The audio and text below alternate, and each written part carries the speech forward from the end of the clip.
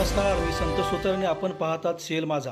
चंदगड तालुक्यातील आंबेवाडी येथील ग्रामपंचायतीमध्ये सरपंच वारंवार तर ग्रामसेवक कायमस्वरूपी गैरहजर असल्याची तक्रार आंबेवाडी ग्रामपंचायतीचे उपसरपंच संदीप पेडणेकर व ग्रामपंचायतीचे सदस्य यांनी चंदगड पंचायत समितीचे गटविकास अधिकारी यांच्याकडे निवेदनाद्वारे केली आहे।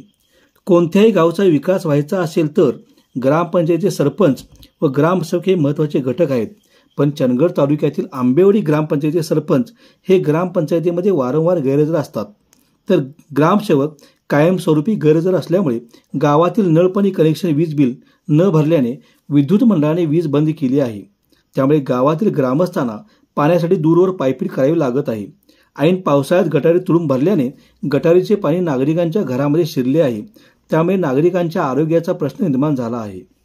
त्याचबरोबर सध्या शैक्षणिक दाखल्यासाठी तसेच इतर दाखल्यांसाठी विद्यार्थी वर्गाची तारांबळ उडाली आहे।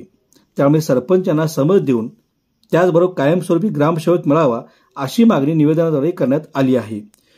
लवकरात लवकर योग्य कारवाई न झाल्यास सर्व सदस्य सामुदायिक राजीनामा देण्याचा इशारा देखील यावेळी देण्यात आला आहे। ग्रामपंचायत सदस्य ज्योतिबा गोरल, परसराम पेडणेकर, सौभाग्यवती लता मोहन मुळी, सौभाग्यवती रेणुका मुळी, सौभाग्यवती वैष्णवी माने, सौभाग्यवती सविता पेडणेकर यांच्या या निवेदनावर सह्या आहेत।